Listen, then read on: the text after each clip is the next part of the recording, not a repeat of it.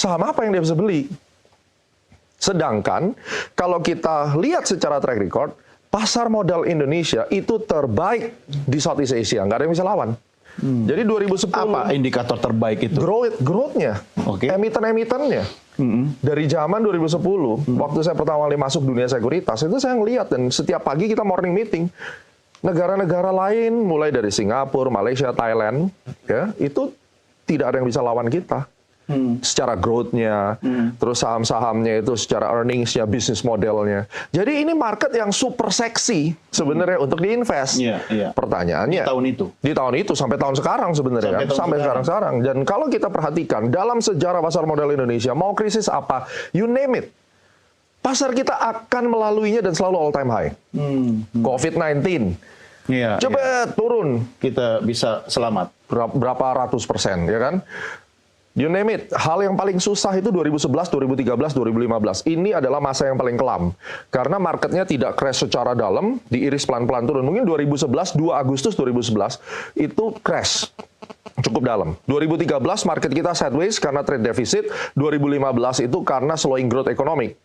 Itu pun masih bisa all time high, walaupun kita suffer 2-3 tahun.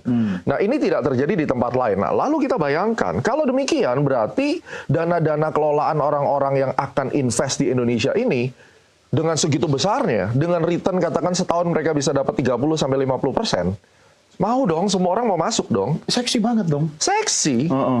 Kalau secara fundamental kita seksi dan seksi kuat, juga. Justru at itu. That time, sampai now. Sekarang.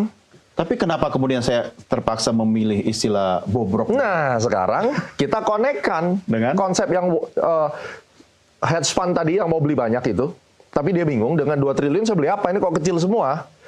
Apa kira-kira logikanya? Kalau uang besar saya masukin ke market, waktu saya mau jual saya nggak bisa jual. Sementara marketnya seksi.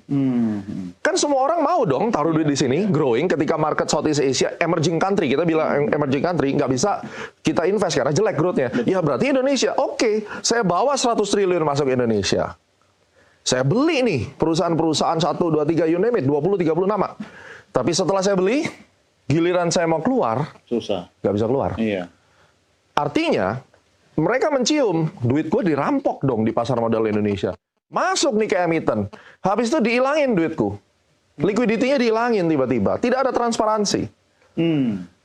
Saya sebagai orang yang powerful punya duit dari Amerika Serikat, dengan kapitalisme saya, kira-kira apa ide yang akan saya lakukan? Oh, gue hajar lo ya. Gue hancurin lo ya. Artinya tidak bisa lakukan orang per orang. Sikat dulu manajemennya.